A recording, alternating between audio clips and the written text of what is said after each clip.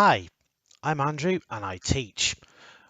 I give classes in English and linguistics. As an English teacher with years of experience, I specialise in academic English, business English and exam preparation, especially the Cambridge suite of exams and IELTS. As for linguistics, tell me in advance what you need to discuss or learn about and I'd be happy to help. Remember, subscribe. It's free. It costs you nothing. Hit the like button too. Have you done it? Thank you. Also, thank you to all my subscribers. It means a lot to me. Anyway, on with the video. I've drawn on a lot of experience whilst developing this video. Remember, I've been teaching English for years. I also conducted some further research as I like to stay up to date with modern teaching methodologies and practices. Our topic today is prepositions. What are they? How did they come to be used? How can you use them easily? Well, a preposition is a word that shows how a noun fits into the context of the sentence's other words. They describe the logical connections between the rest of the sentence and the sentence's object in terms of sequence, space, and relationships. They aid in our comprehension of positions, time relationships, and order. Example: I'm going to Canada. A stone was thrown into the pond by Alex. The box contains the gift. They are no longer in the city. There are a few preposition-related linguistic facts that are fascinating. First of all, because they belong to a closed class of words, no new prepositions are ever introduced to the language. We only employ a prepositional phrasebook. Second, there is no other form for prepositions. They can't be possessive, plural, inflected, or any other form. Third, the majority of prepositions have a wide range of natural and contextual applications. Thus, it's easy to become perplexed by them. Fourth, prepositions can occasionally function as nouns, adjectives, and adverbs. 1, 2, 3, or even more words can be used as prepositions. Phrasal prepositions are prepositions that contain 2 or more words. The following phrasal prepositions are frequently used: owing to, in the event of, in place of, by way of, in care of, on account of, on the side of, etc., etc. Various prepositions. The majority of prepositions are versatile because they serve a variety of purposes. Not all languages use prepositions. Some use postpositions. Now, the word postposition indicates how a noun or pronoun is related to another word in a sentence. A postposition serves a similar purpose to a preposition, but it comes after the object rather than before it. It's widely acknowledged that the word ago is the only common postposition in English. Adpositions are the collective term for prepositions and postpositions. Observations and examples. Here are some postposition examples from various authors. I decided many years ago to invent myself. I had obviously been invented by someone else, by a whole society, and I didn't like their invention. That's from Maya Angelou. 60 years ago, I knew everything. Now I know nothing. Education is a progressive discovery of our own ignorance. That's from Will Durant. Ago and its complement. Ago in English must follow its complement. John received a very generous offer a few minutes ago. John received a very generous offer ago, a few minutes? No, that example doesn't sound correct. How long ago did John receive the offer? How long did John receive the offer ago? Again, this example doesn't sound correct. Hence, although ago, usually said to be the only independent preposition of English, the formal use of hence with the meaning from now, as in 3 weeks hence, seems to be used identically. Traces of prepositional constructions are found in expressions like the whole week through and all year round. Other languages, postpositions. Many languages, including English, use prepositions to express thematic roles. However, postposition that expresses the same thematic roles but come after the head nouns are used in some languages. This is how postpositions are used in Korean and Japanese, among other languages. Even as students' level of proficiency rises, prepositions in English continue to be challenging for those students who have prepositions or postpositions in their native their native tongue. The use of polysemy is one cause of this. Polysemy is the coexistence of many possible meanings for a word or phrase. Interference from your native tongue can also have an effect on your understanding of prepositions. Students who are learning a second language make an effort to compare the prepositions in their L1, native language, and L2, second language. Finding perfect one-to-one correspondences would make learning easier, but polysemy makes this nearly impossible. Prepositions in English have a fascinating history. Students who are learning English frequently express to me how challenging it is for them to learn prepositions. They ponder things like, am I at the restaurant or am I in a restaurant? Although it aggravates me, I must assure them that they're both fine. If you're waiting for someone outside the restaurant, you're at the restaurant, not in the restaurant. However, if you're inside, you can be both inside, in, and at the restaurant. Prepositional history. Prepositions in English have a fascinating history, and understanding the idea of inflection will help you comprehend where they came from. A word's beginning, middle, or end can be accentuated with an inflection to add more meaning. An example of an inflection is the apostrophe S, which denotes possession in English. The phrase Cole's pen denotes ownership by Cole. Perhaps there are inflectional endings in your native tongue that perform the same function as many prepositions do in English. For instance, languages like Serbian, German, and many Native American languages have more inflection than English.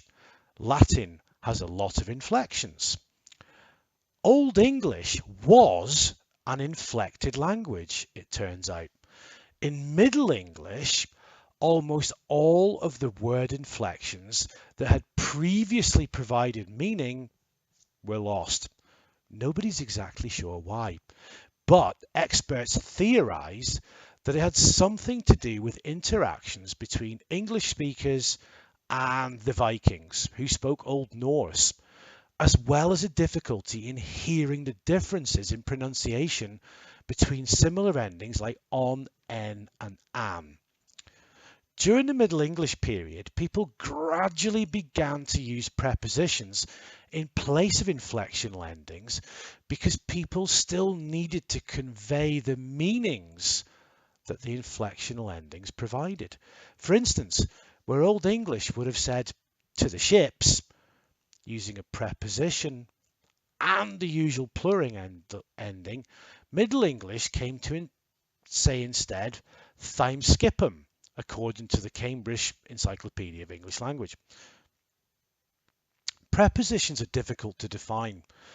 Prepositions are notoriously challenging to define because they're so prevalent.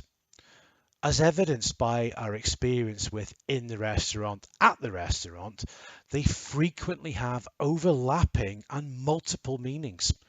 The preposition on has 10 different definitions in the Merriam-Webster Online Dictionary. On, for instance, can be used to describe coming into contact with something, the book is on the table, or your involvement in it, I'm on the team. The preposition can indicate location, the clock is on the mantle, motion, he climbed on the wall, and supplementary circumstances such we'll talk over dinner, according to CEL. Further, prepositions are an area where there is a lot of regional variation. People in New York City, New Jersey, Connecticut, Massachusetts, and possibly Philadelphia who are lined up for concert tickets are more likely to say they're standing on line, whereas everywhere else in the United States, they're more likely to say they're standing in line. Both are grammatically correct. It's just a regional difference.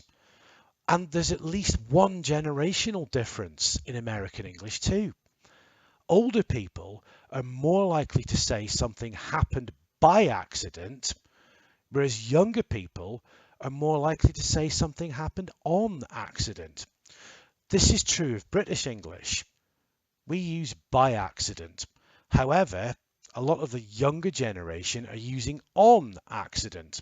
However, the influence of online media, it's content for another video. So how to use prepositions? Well, prepositions serve a variety of purposes.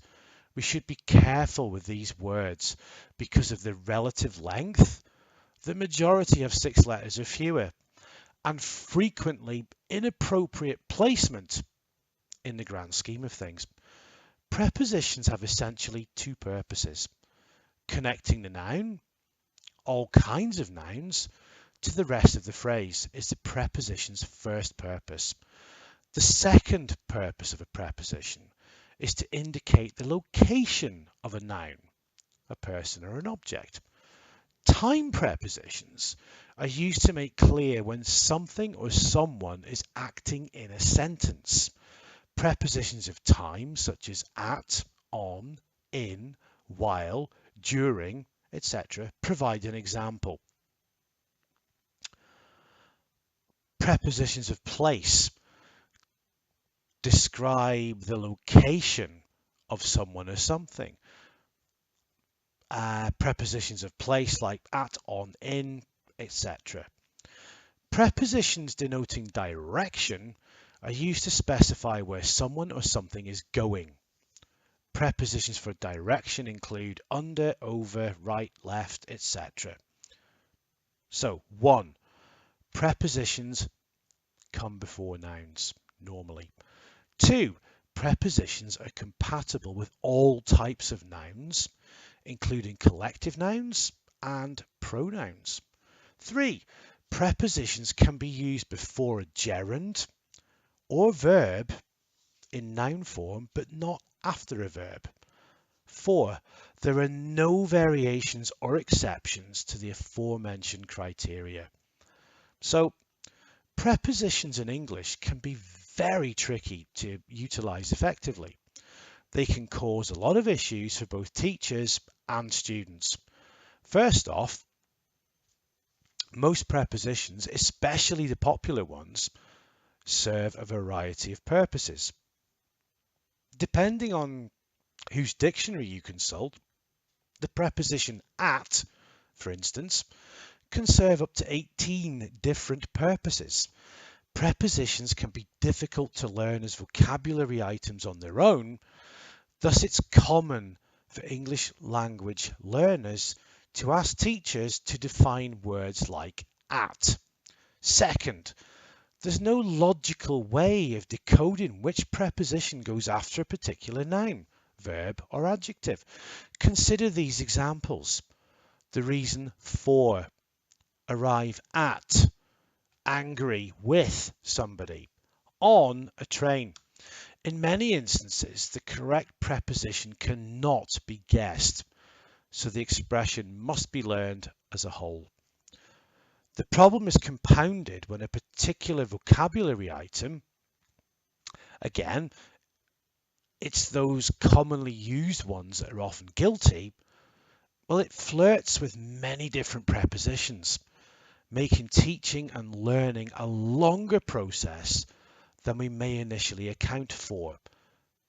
Consider the adjective available.